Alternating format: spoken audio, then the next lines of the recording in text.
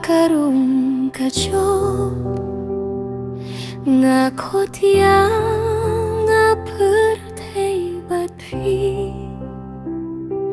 kakamat chung pi kalong kum ka jingkerteng nga kular nga lay halor nga jing shawa hakas ni bakat ya kalit berkat ngas ngeu papa ngan kelem yang akmat ngalapia kajingit chong pita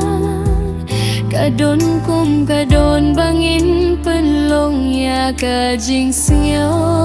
kermen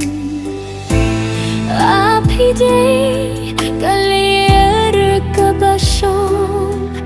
kanong shong jongan nakapor bangas ngem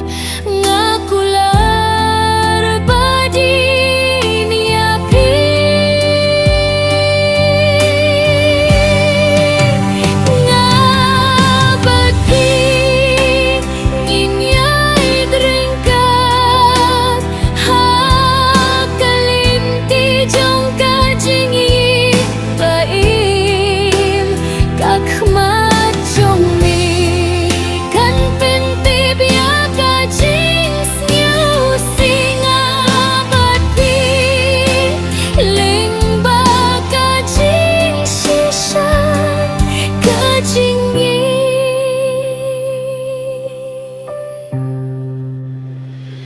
kajing don badpi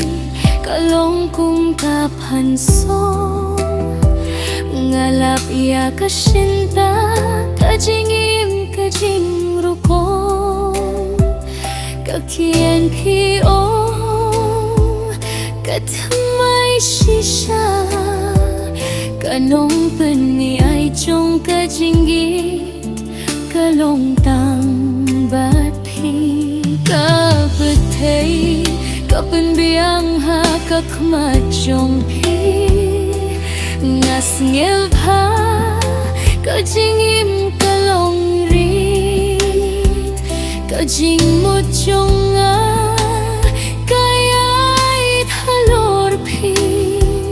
kalong kum kara kabag dupad ching dap min siya